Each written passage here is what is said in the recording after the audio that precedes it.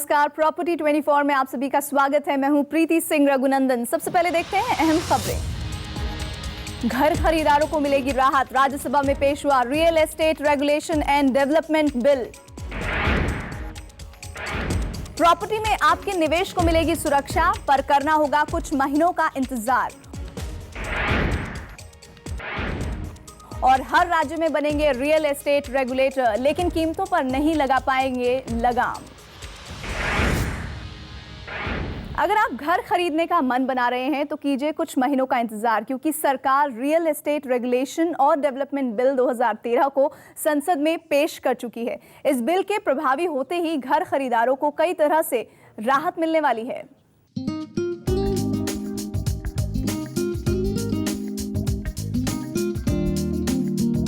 हर किसी को चाहिए एक सपनों का घर।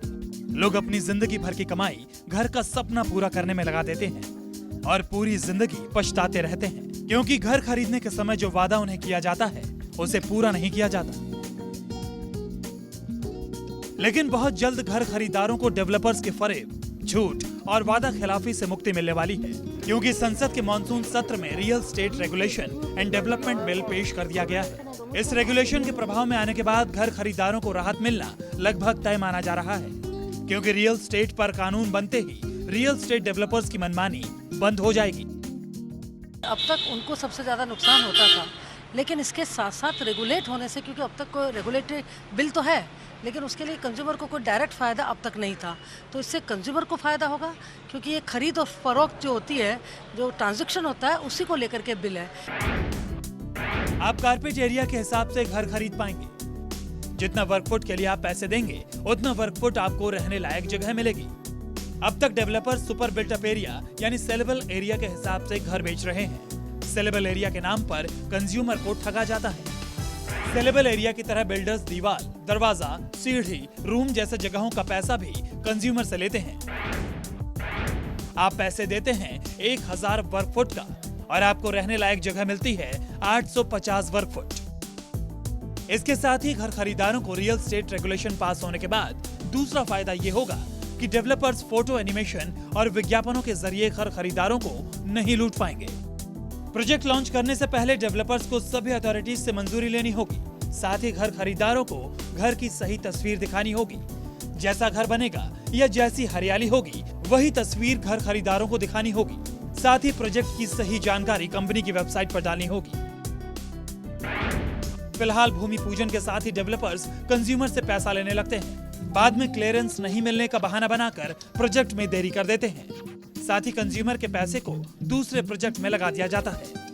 फिलहाल विज्ञापन के नाम पर डेवलपर्स कंज्यूमर की आंखों में धूल झोंकते हैं। एनिमेशन, ग्राफिक्स और फोटोग्राफ्स के जरिए प्रोजेक्ट को सुंदर दिखाया जाता है, लेकिन जब प्रोजेक्ट तैयार होता है तो विज्ञापनों से बिल्कुल अलग दिखता है। कंज्यूमर खुद को ठगा महसूस करते हैं। यही नहीं, रियल एस्टेट रेगुलेशन के प्रभाव में आते ही डेवलपर्स को अपने किसी नए प्रोजेक्ट को समय पर पूरा करना होगा। डेवलपर्स को समय पर प्रोजेक्ट पूरा करने का वादा निभाने के लिए बाध्य होना होगा। बिल्डर्स को फ्लैट्स का पोजीशन समय पर ग्राहकों को देना पड़ेगा। समय पर प्रोजेक्ट पूरा नहीं होने पर ब्याज सहित ग्राहकों को पैसे लौटाने पड़ेंगे। फिलहाल प्रोजेक्ट में देरी की कोई समय सीमा नहीं है। देश के कई बड़े डेवलपर्स के प्रोजेक्ट में 5 साल तक की देरी देखी जा रही है। फिलहाल शायद ही कोई डेवलपर समय पर प्रोजेक्ट पूरा कर पाते हैं। रियल एस्टेट रेगुलेशन और डेवलपमेंट बिल में इस तरह के कई और क्लॉजेस हैं जो कि कंज्यूमर्स के हितों का ख्याल रखती हैं। अब तो आप समझ ही गए होंगे कि सपनों का घर खरीदने के लिए कुछ महीने और इंतजार करना क्यों आपके हित में है।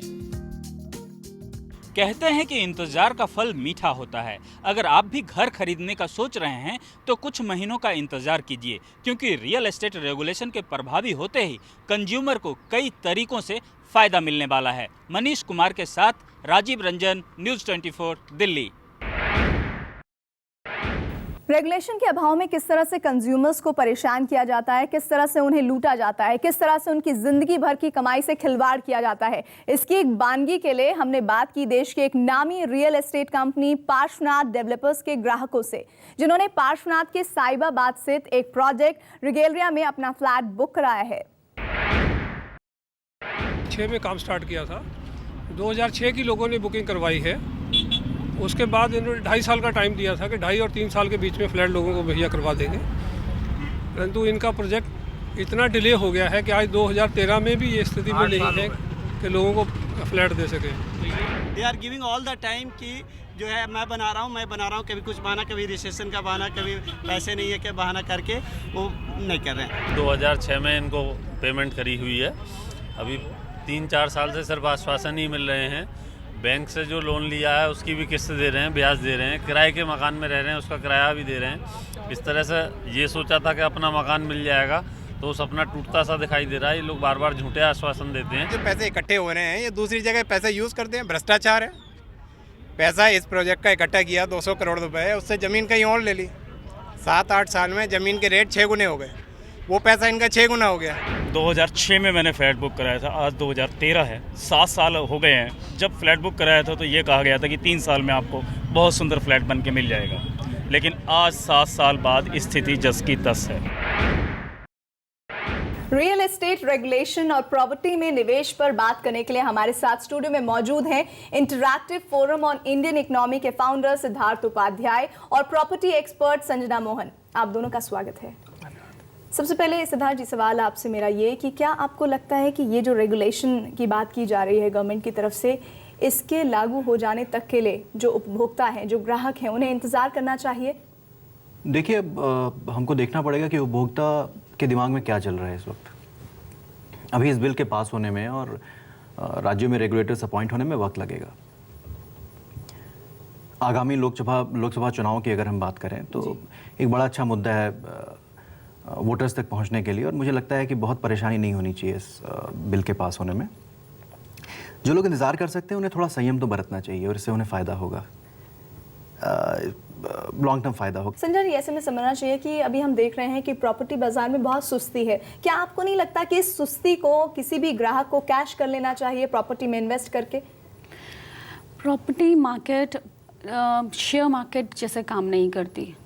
सो अकॉर्डिंग टू मी, ऐसा मेरा सोचना है कि पीपल शुड नॉट, जो बायर्स हैं उनको ये नहीं सोचना चाहिए कि अभी मैं वेट करूं, and they should, if they are home buyers specially, so उनको अपना इन्वेस्टमेंट कर देना चाहिए। दे शुड फर्स्ट सी, जो उनको चेक्स लगाने हैं कि हाँ ये इन्वेस्टर कैसा है, पहले तो उनको पता होना चाहिए कि उनका बजट क्या है, which location they have to go, and what is the main criteria to select the property.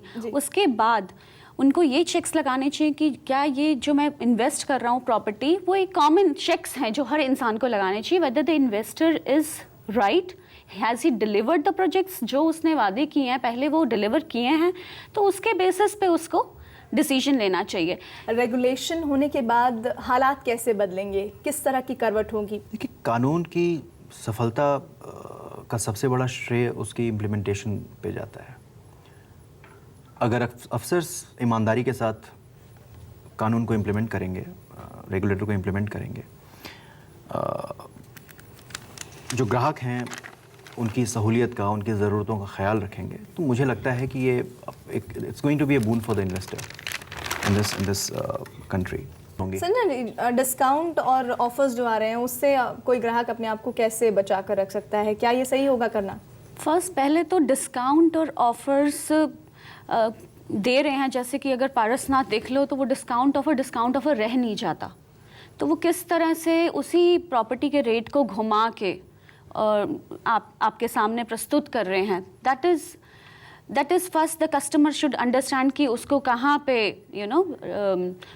कहाँ पे उसको रॉन्ग ये अट्रैक्ट करा के उनको उस प्रॉपर्टी में इन्वेस्ट किया जाता है, शायद जो कभी बने भी नहीं। एक और बहुत अहम सवाल है, वो ये कि रेगुलेशन के अभाव में जो सेलेबल एरिया है, यानी कि सुपर बिल्ट अप एरिया के नाम पर डेवलपर्स कंज्यूमर्स को कैसे लूटते हैं, ये हमें इसका मतलब भी बताइएगा, और ये जो लूट चल रही है डेवलपर्स की तरफ से, इसके बारे में भी ज़रा समझाइए। सुपर बिल्ट अप एरिया की आप बात करें और हम बात कर रहे हैं प्राइवेट प्लेयर्स की, तो आप मान के चलिए कि आप 10 से 15% पैसा फालतू दे रहे हैं। जो एरियाज़ आपको वैसे भी मिलने चाहिए, जैसे कुछ कॉमन एरियाज़ होते हैं, लिफ्ट का एरिया होता है, सीढ़ी का एरिया होता है, और भी आपके मकान जो पूरी विड्थ होती है आपके वॉल की, इन सब चीज़ों को डेवलपर अक्सर इंक्लूड कर लेता है उस पैसे में। और आप रियलाइज़ करेंगे कि जो एक्चुअल मकान है वो 10 से 15% कम है, the area which you are actually using inside, so somewhere you are paying 10 to 15% extra. अब रेगुलेटर के आ जाने के बाद ये क्लैरिटी रहेगी, आपको पता होगा कि एग्जैक्टली आप कितने पैसे दे रहे हैं और उतने पैसों के बदले आपको क्या मिल रहा है। संजय जी, जैसे अभी सिद्धार्थ जी ने कहा कि रेगुलेशन आएगा तो इस तरह की चीज़ें बहुत साफ हो जाएंगी, लेकिन जो अभी अभाव है उस वजह से ग्राहकों को कितना नुकसान उठाना पड़ता है? आई थिंक फर्स्ट मेरे को नहीं लगता कि रेगुलेशन के बेसिस पे ग्राहकों को रुकना चाहिए। हमें ये नहीं पता कि अभी जो रेगुलेशन पास हुआ है और जो अभी बिल आएगा वो कब आएगा। पहला तो मुद्दा ये है कि आएगा कब, मार्केट में वो बिल आना कब है, दोनों हाउसेस से पास होके, राज्यसभा से पास होके, और फिर वो बिल निकलेगा कब। अगर हम 4 महीने का वक्त लग जाएगा। ऐसा कुछ नहीं है, ऐसा कुछ नहीं है। वो क्या कहा जाता है कि 4 महीने, अब हम एग्री करके उसको चल रहे हैं। मैं नहीं मानती आज तक कौन सा ऐसा बिल है जो 4 महीने में पास हुआ है। मुझे नहीं लगता, हो सकता है साल लग जाए, 1.5 साल लग जाए, यू नेवर नो। बट आप उसको उस बेसिस पे इन्वेस्टर को बोलिए कि नहीं आप रुक के रखिए, आप बिल जब पास होगा तब आप इन्वेस्ट कीजिए, इट्स अ फुलिशनेस। देखिए एक बात तो क्लियर है, जब भी आएगा, चलिए 4 महीने के जगह हम 6 महीने मान लेते हैं, लेकिन ये फूड सिक्योरिटी बिल तो है नहीं कि इसको लेकर विरोध होगा, ये आम सहमति से पास भी हो जाएगा। बिल्कुल। तब हम ये कह रहे हैं कि अभी उसके अभाव में कितना नुकसान कंज्यूमर आज की तारीख में उठा रहा है। कंज्यूमर पहले तो बहुत ही समझदार है, वो क्या नुकसान उसके अभाव में क्या नुकसान अभी उठा रहा है। First of all I will say कि ये जो फ़ायदा है इसके अभाव का, ये सिर्फ डेवलपर्स को है। बिकॉज डेवलपर क्या है कि बहुत चीज़ें हिडन कर देते हैं। जो उनका बिल्डर बायर एग्रीमेंट है उसमें इतने क्लॉजेस होते हैं जो सारे उनके लिए पॉजिटिव होते हैं, एक ग्राहक के लिए नहीं। अमूमन हम देखते हैं कि हर चीज़ का तोड़ डेवलपर्स के पास है, तो उम्मीद है कि इसका भी कोई ना कोई तोड़ जरूर निकालेंगे डेवलपर्स। देखिए कितना भी तोड़ निकालें, कुछ तो फायदा कंज्यूमर्स को हो ही जाएगा। लास्ट लाइन आपकी। मैं यही बोलूँगी कि जो ये फोरम्स हैं ये एक दायरा ही सेट कर सकते हैं डेवलपर्स के लिए। एक दायरा सेट किया गया है कि ठीक है आप इस तरह से चलिए, इस तरह से नहीं चलिए, बट आप किसी को फोर्स नहीं कर सकते। अगर हाँ, लेकिन हाँ ये बहुत अच्छा एक होगा उन डेवलपर्स के लिए जो एक्चुअल सेंस में डेवलप कर रहे हैं, बना रहे हैं, तो ये डेवलपर्स छट जाएंगे। You can stay in the right developers among the group of, आज के डेट में सारे डेवलपर्स एक ही प्लेट में सर्व हैं। बट हाँ, इस रेगुलेटरी से at least you will come to know कि यही डेवलपर्स हैं जो एक्चुअल में आपको राइट ऑथराइज्ड हम कह सकते हैं। बिल्कुल जो बिल्कुल ऑथराइज्ड डेवलपर्स क्योंकि वो अपने मौजूद को अच्छी तरह से दिखा पाएंगे ग्राहकों को। आप दोनों का बहुत बहुत शुक्रिया। रियल एस्टेट रेगुलेटर्स कैसे करेंगे काम, दिखाएंगे आपको ये सब एक छोटे से ब्रेक के बाद।